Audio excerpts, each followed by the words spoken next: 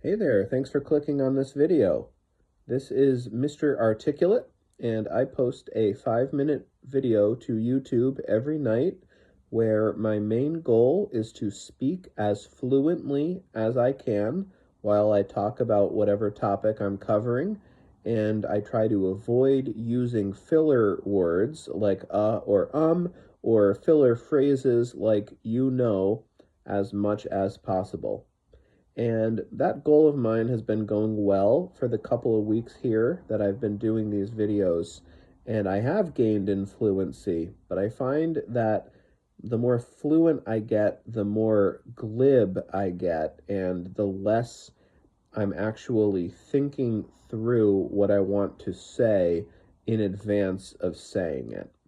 So I want to stop that trend in its tracks. And I think part of the way that I will do that over the next couple of weeks is return to talking more slowly, like I was doing in the first couple of videos that I did. So, my topic for tonight is one that will be of more interest to fellow Christian believers than those who are not, although it might be of interest to people who are seekers for some sort of spiritual truth, because that is once what I was before I found the truth. So, I want to talk about something I was reflecting on last night, which is that God is God for each one of us. He is the personal God of each one of us, but He is not only our God, He is the God of everybody else too. So I had quite a week this past week. It's currently Saturday. And really going back to last Sunday and then all the way through my work week, I had so much stuff going on, both at work and outside of work. And by the time I got to Friday, I really wanted to just be able to come home Friday night and kick back. But I couldn't because I was participating in a Stations of the Cross reading at my church. I was doing a couple of readings along with other members of my men's group for the Friday night Stations of the Cross.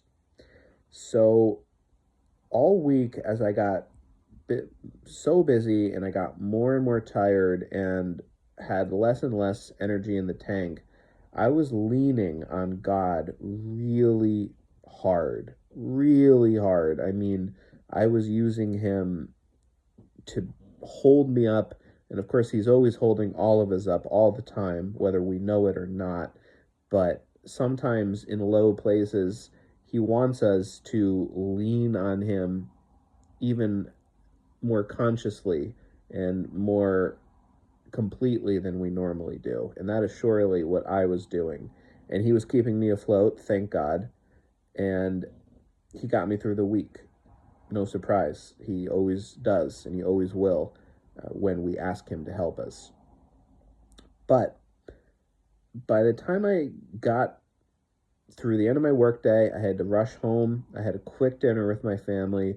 I showered. I got dressed up in a suit, and then I went to church. And I just had time to also practice my couple of readings that I was going to be doing.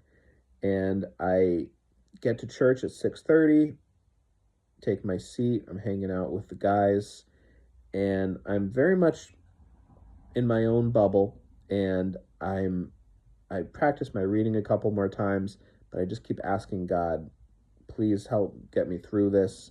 Get me through this. Let me do this first reading in the way that you intend for me to do it, because I was doing the opening prayer. So I was the second person to speak. And so I did the opening prayer, and then there was going to be all 14 stations of the cross before I next had to go up to do the concluding prayer. And as the first few stations went by after I had done my first reading, I'm leaning hard on God like I have been all week, but I'm also finding I can't get into the other readings that are happening. My fellow members of the men's group are up there one after the other doing their readings, and they're commemorating Christ's walk, or not his walk, but his suffering through each station of the cross. And we have a deacon and some altar servers who are walking from station to station, and all this is going on. There's excerpts from the Psalms. We are being asked to meditate on the words we're hearing, and I just can't do any of it.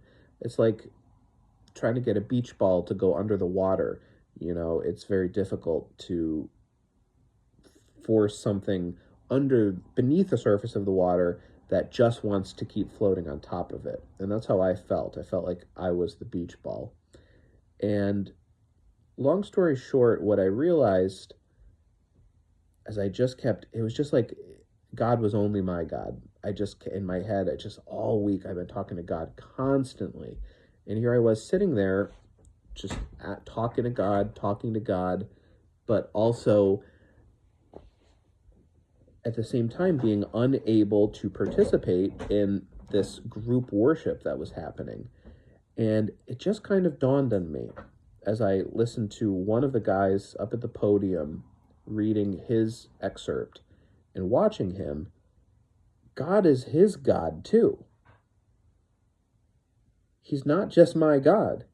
He's my friend's God who's up at the podium. Everyone here who's listening, he's their God too. And each one of us in our own ways is connecting with him right now. So God is my God, to be sure, but he's not only my God. And I guess for half a second, maybe there was a flash of something like a jealous feeling there. Like, I relate so much to God, but he's the God of all 7 billion of us. How much could he really care about me? But that feeling flashed by in a moment, because he can do all things, and he does love me as much as Scripture tells us that he does. But he loves every one of us, and he wants all of us to lean on him, and we all can lean on him simultaneously, and it's as nothing to him. And anyway, once I had that thought, I was able to open up, and I was able to start listening to the renditions of each station and the psalm readings that were paired with each of those renditions. And I was able to worship because he's the God of the universe, and I was able to experience that, not just know it intellectually, but experience it, because I got out of my claustrophobic little box that I had sort of just been in all week. And I think I needed to be in that box with God all week to get through what I needed to get through. But to listen to each man do his reading and know that my God was his God too, each time, and that each reading that each man was doing was that man's raising his voice in prayer to God, was wonderful. So if I could go back to the beginning of this video again, before I hit record, I would have tried to think a little bit about what point all of the things I just said has. So I don't really know. I've told you what I experienced Friday night at the station's reading, but I don't know what all of that connotes beyond just saying that it was helpful to me in that moment. So that's something I ought to have thought about more before I started. And that's another thing with these videos, that I want to become more able to articulate the beginnings and the middles and the ends of things and have them tie together, and be able to figure out in a fluent way what the middles and the endings should be. But that will be something for me to continue working on with tomorrow's video. If you watched until the end, thank you. I really appreciate it. And I will be back again tomorrow. Have a good day or night.